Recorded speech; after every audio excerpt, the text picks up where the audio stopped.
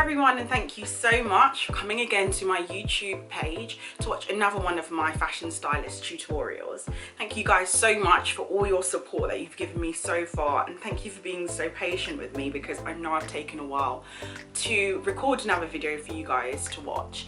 I know that a few of you have asked me about portfolio building, so I thought it would be a great opportunity for me to do a video on that. But first, I really want to just shout out to Boohoo for my cute top. I'm going to put a link for this top because I know that you guys will love this. How cute is this? Oh! Okay, sorry, back to the point. Yeah, so in 5 steps, I'm going to give you some tips on building the perfect portfolio for you. Nobody else, just for you. So I really think it's important for me to highlight the mastering the Photoshop process video that I have done. I think it was like my first video that I have done, and I think it's really important to kind of watch that so that you know what a photo shoot process is from start to finish. I've explained it in full there. I also want to highlight to you the different types of photo shoots there are. Let's talk about a test shoot. Now, I've spoken about that as well. A test shoot is literally a shoot which all parties are doing for free. You all come up with a concept, and you guys basically, you're scratching each other's backs. You know, you're all working for free, you're all pitching in, and you're creating an amazing shoot. I'm so sorry, my phone keeps going off. The second would be a submission shoot. Now, whereas a test shoot is just based on portfolio building, a submission shoot is basically a test, but then aiming for it to go somewhere. So there are some magazines out there which are submission only magazines, and there also are some other magazines which are open to submissions from external people that are not working in the magazine alone. So this is where you know you've got a concept and you've got a shoot, and you're just going to give it to them and say, hey, like, can you use this? And they will either use it for the print, for online, you know, for whatever platform that they have. Then you also have a commissioned shoot. Now, I call this the holy grail of all shoots because it literally is your golden ticket to pulling clothes, to building your portfolio in the best way possible. You need that published section in your portfolio. You know, being published, I feel, is a really, really big achievement as a stylist, and I definitely don't, you know, I'm happy that I can say that I am a published fashion stylist. I think it's just, it kind of takes you up a different notch, if that makes sense. I've given examples of what a commission letter looks like. It literally is just an official letter saying that your shoot will definitely be in this magazine. And usually commission shoots, they do have like a set theme, a set concept for the magazine that month, or, you know, that issue. So those are the 3 different types of photo shoots you can do. If I'm missing out any, then I'm going to put it in the description box, but those are the main ones that you need to focus on for building a successful and beautiful portfolio. So secondly, an important thing that you also need to look at for building a beautiful portfolio is knowing what field you want to get into. What type of fashion stylist do you want to be? You know, are you a commercial fashion stylist? Do you want to be a beauty fashion stylist? Do you want to be a fashion editorial stylist? Like, you've got to pick up what your niche is. What is your sector? So for example, if I knew that my aim was to be in Vogue magazine, I know that the content in my portfolio needs to be of such that it can fit to Vogue's criteria. I also will work out my way to work out what magazine is underneath Vogue and what magazine is underneath that and what comes underneath that, and I need to study the type of, you know, the body of work that goes into those magazines, because my portfolio needs to reflect that I can achieve that magazine's, you know, shoots. I need to show that I have what it takes to style just exactly what they are comfortable with publishing. So here are some examples for a photo shoot, you know, where I'm looking at Vogue magazine as a target. You can see that it's got strong concepts. You know, you need to work out trying to get some really good brands. You know, everything about it just needs to be high end. So if you're that high end type of stylist, stick with high end stuff, you know, create high end work. That means also getting quality photographers, quality creatives, you know, makeup artists, hairstylists, nail technicians, all of that. You need to stick with quality. You cannot achieve a Vogue editorial style shoot with having a mediocre photographer. I'm really sorry, or a mediocre, you know, makeup artist. I understand everyone is building their craft and everyone, you know, has to develop, but you personally as a fashion stylist, your work will be in vain if the photographer cannot produce the photographs that you need for your portfolio. I'm sorry, it's straightforward. You know, here it is. If you are looking to be a commercial stylist, you need to make sure that your body of work contains commercial style work. So that means that you need to focus on having shoots where it's got more, you know, less fashion editorial style models, but you are going to be booking commercial style models, commercial style concepts, you know, fun, you know, have energy, have some character, have themes, you know, even build it up with like some e-com and product shots. That works well with commercial work as well. But again, you just need to find the perfect team which can embody this type of body of work. Now, here is a tip in terms of photographers, because I find that an amazing photographer can make the not so great makeup look amazing, not so great, you know, nails look amazing. There are photographers which have strengths. Some photographers are amazing at working on location, but when it comes to studio work, it's like, and then, you know, it's vice versa. You get some great studio photographers who know how to put lights around and create a great lighting, but then you put them in natural light, in like daylight and all of this, and they do not know what they are doing. I've had my fair share of working with both, and I found that while building my portfolio, it's really important to research the photographer's body of work, know where their strengths are, because if I want to do a studio shoot, I need to have a strong studio photographer, full stop. And if I need to do a location shoot, I need to make sure that this photographer knows about daylight. They know how to manipulate daylight. They know what lighting to use, what lighting not to use. They need to have all of this information that I'm not having to give them tips, and I'm not having to say, you know, this doesn't look right or that doesn't look right. Nobody needs that. Nobody needs their time wasted. So a third point that I'd like to put to you is diversity. Now, this is diversity in concepts, this is diversity in the type of models, and, you know, diversity in the photographers that you're working with, the creatives that you're working with. It's wholeheartedly just diversity. Now, speaking from my point of view, I know that when I started, you know, my journey as a stylist, I worked with predominantly black models. I done a lot of like shoots of black hair, so my portfolio contained mainly black models, and that's not diverse enough for the direction that I really wanted to go in. So I had to find myself to pull out of, you know, my comfort zone and start working with other photographers and start working with different style models, you know, white models, Asian models, you know, oriental models, like whatever it was. I had to have that diversity in my portfolio. Let's be honest, if I wanted to do, you know, commercial shoots or higher end, and I'm only sticking to one type of model, mainly one type of photography, the similar concepts, if I'm only doing that, then that shows that I don't have much diversity in my fashion palette. So, you know, it just works out better for you to be honest, more mainstream as well if you have diversity in your portfolio.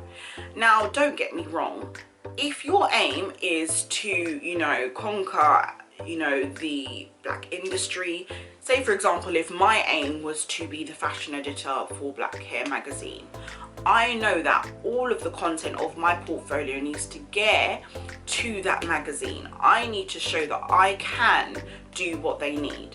So for example, if you would like to be a fashion editor of Pride magazine, which is a black orientated magazine, or Ebony magazine in America, you know, Essence, you know, all of those type of magazines, this is me speaking personally. If you are aiming for that, then your portfolio needs to reflect that. If you started off and you're predominantly styling maybe only, you know, white or, you know, oriental or Asian models, this is not going to show that your strength is shooting for these magazines or styling for these magazines or being an editor for these magazines. You need to know what direction you're going in, and you need to have that diversity, because let's be honest, we all change our minds. You know, I've wanted to be an editor, you know, for Pride magazine at one point, but you know, we all change our minds. Our journeys always change. So have the diversity there so that there is room for you to pick wherever you want to go. I have a bit of commercial work, and I have a bit of high-end work. I have a bit of hair, and I have a bit of beauty. I have shown every single, you know, different sector of styling in my portfolio. I think that's really, really important for you, and also it allows you to grow. You know, it helps you to discover, you know, where you want to be, because maybe you don't know your direction, maybe you don't know which field you want to go into. So diversity is so important, because you will find that when you're shooting several things, there's going to be a concept, or there's going to be a style that is going to literally set your soul on fire. Yeah, I said it, I know it's so cliche, but it's so true, because when you love the job, you're going to be on like a shoot and you're just going to get joy from it. You're going to be like, yeah, this is me, this is what I enjoy, and this is what I want to do. So the fourth point that I want to pull to you is pulling clothing. So I've done a video on this where I've highlighted from start to finish on how to pull for your portfolio. It's going to be on the screen somewhere here. Click it, save it to your watch later, save it to your playlist. I'm so surprised on how many people have been stuck with this, but I'm glad that I can help you guys out with knowing how to pull clothing, because that, again, building your portfolio is very important, you know.